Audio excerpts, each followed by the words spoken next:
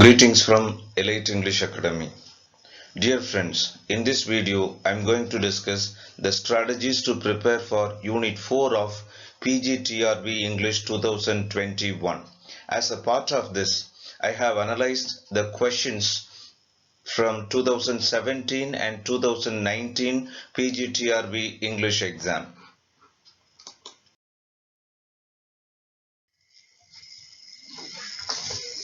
Now let's see the questions from 2019 and 17.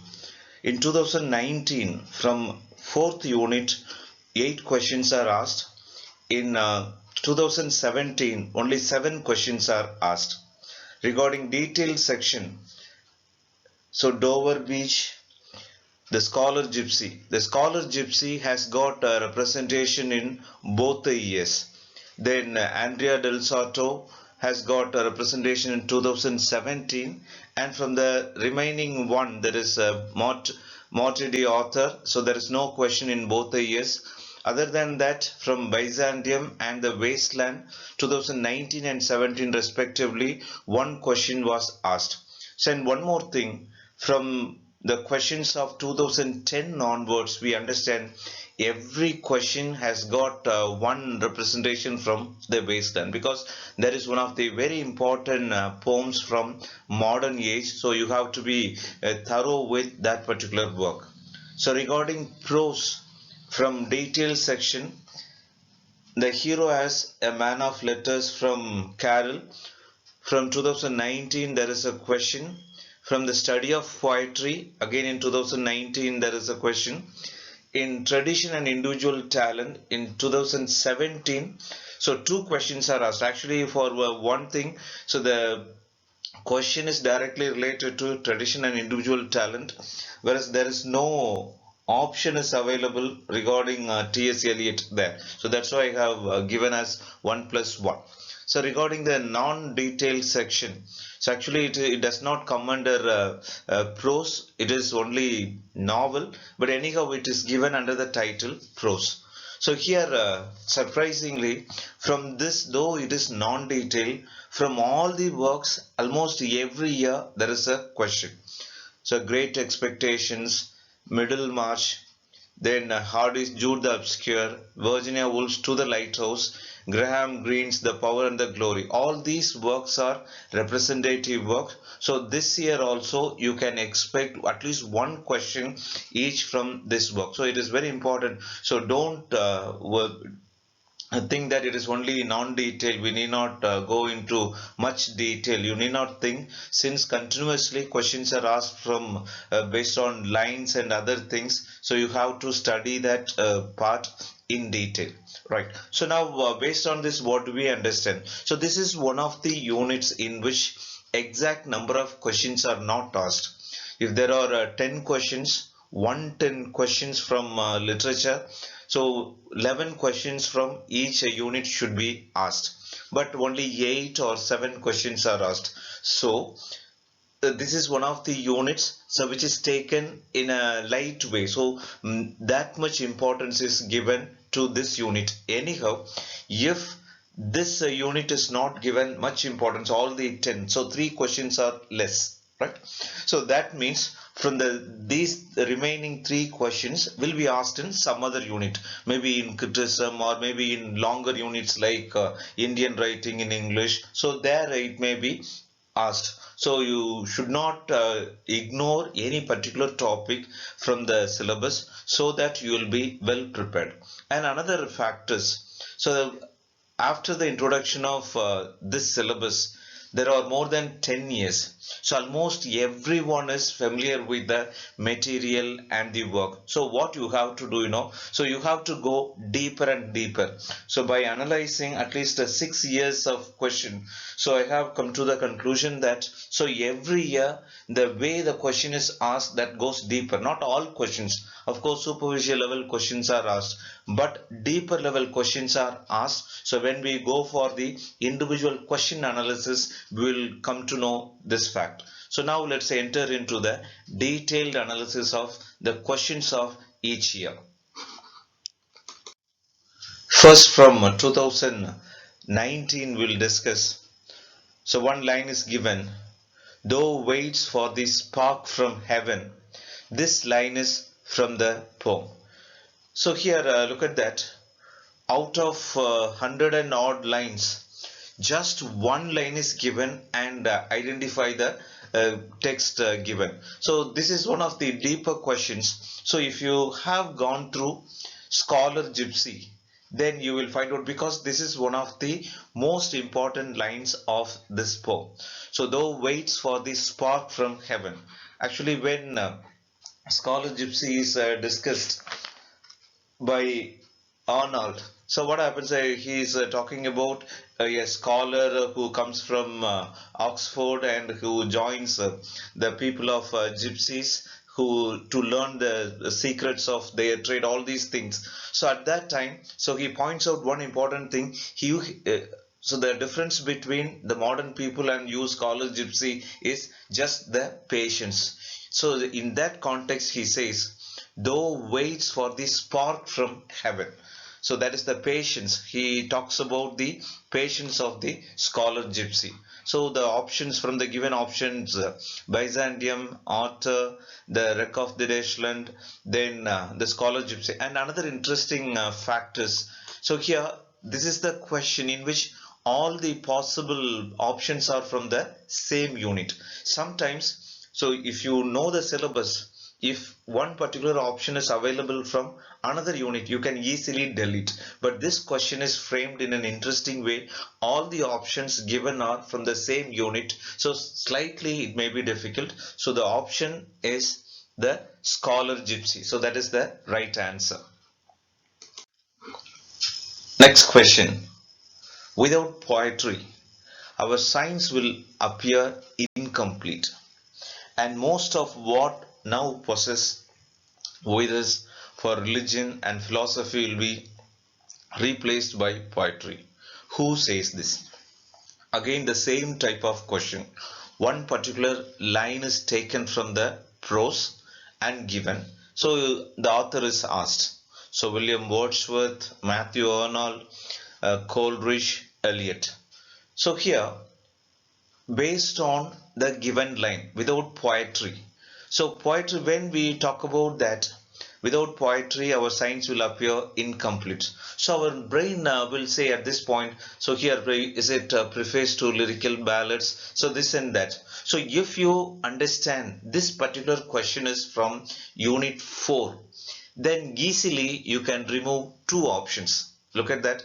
So there are different ways of deducing meaning. So the thing is, so that is the reason you should be 100% thorough with the syllabus. If you are 100% thorough with the syllabus, what will happen, so you will first, you have to fix the question to a particular unit. For example, if you understand this particular question is from unit 4, what you will do, so the question, the options, William Wordsworth you will strike because he belongs to unit 3, romantic age. Coleridge also belongs to that. So the remaining two people, Matthew Arnold and T.S. Eliot, are from unit 4. So the next age to romantic age. So from this you can easily understand. Then Matthew Arnold's work, the study of poetry, is given, and T.S. Eliot's tradition and individual talent is given. So the focus of tradition and individual talent is different from the poetry. So naturally you can easily identify Matthew Arnold is the right answer. So Matthew Arnold's, that is study of poetry, contains this line. Next one. Matthew Arnold uses the image of dash to speak man's confused existence in Dover Beach. It is a very straight answer from Dover Beach, so the same unit. So he uses different imageries there: pebbles, wind, moon, night. So what is the question asked? To speak of man's confused existence. So pebbles, so it is related to problems, right? So it cannot be the answer. Wind and moon, so that is, so more than that. So though all the first three or related to or contribute something to the confused state of the human being. So the night, so night is the thing in which all the dark things take place. So that directly represents the mind, confused mind of the author. So D is the answer. The fourth one, the novel Jude the Obscure falls into the classification of pastoral tragedies, pastoral comedies, pastoral romances, pastoral extravaganza. So the last one, it is completely removed from the options. So pastoral tragedy. So the moment you know the what is that storyline of Jude the Obscure, you know it is a tragedy. Then it is set in the rural area, so it can be pastoral tragedy. Question number 5. This is from To the Lighthouse. Mr. Ramsay and two of his children, Cam and Dash, actually make it to the lighthouse. So it is the very obvious question that is revealed at the end of the novel. It is James Ramsay, right? Cam and James Ramsay. These are the two people who are reaching the lighthouse. Next question. Who says, as for Johnson, I have always considered him to be, by nature, one of our great English souls. So this question is also based on the textual line. So it is found in the work The Hero as a Man of Letters. So it is by Carroll. So this is the answer. The last question here. My nerves are bad tonight. Yes, bad. Stay with me. So this line is taken from, it is from four options are given: Dover Beach, Andrea del Sarto, Wasteland, The Rape of the Lock. So here the Rape of the Lock belongs to some other unit. So you can just remove that. So remaining three, from Dover Beach, textual line is already asked. So that can also be removed. So between these two, the Wasteland and Andrea del Sarto, you know the theme of Andrea del Sarto. That is about between two, it is a dramatic monologue. So between there is a lover and the husband, Andrea del Sarto and the other lady. So my nerves are bad tonight. Yes, bad. Stay with me. So it is from the Wasteland. So here like that with some logic, so you can deduce the answer. So out of these 7 questions, 5 questions are based on textual lines. So from this the understanding is so if it is a poetry, it is mandatory, whether it is small or big, you have to go through the textual line so that you can be prepared to answer any question. Next we can move on to the next year, that is 2017 question. The first question here is, an ill-advised marriage between two people who are inherently incompatible never becomes completely harmonious. So far we discussed some of the questions based on direct textual lines, whereas this is the question based on the criticism of this particular work. Especially this particular line sums up the entire work of a particular option given here. So there are 4 options: Hardy's Jude the Obscure, To the Lighthouse by Virginia Woolf, George Eliot's Middlemarch, and Hopkins' The Wreck of the Dachshund. So from the given description, it is very clear, definitely it is not from, what is that, it is not from poetry. So we can remove this option. So it is among the 3. So regarding To the Lighthouse, so this kind of marriage thing does not take place. It is more deeper and stream of consciousness, and it does not come about this. So we can remove this option also. So it is between Jude the Obscure and Middlemarch. So any person who has just read the summary of Hardy's Jude the Obscure and George Eliot's Middlemarch will easily fix the answer as it is about George Eliot's Middlemarch, because it is talking about the marriage mismatch. For example, here what happens, some critics regarding this particular work, Middlemarch, say that Middlemarch to be too depressing for a woman writer, because the convention of that time was, say, especially women writers, they end in happy marriages regarding their characters, whereas she is refusing to yield to that particular idea. That is the reason why this kind of sentence is evolved. So George Eliot's Middlemarch is the right answer.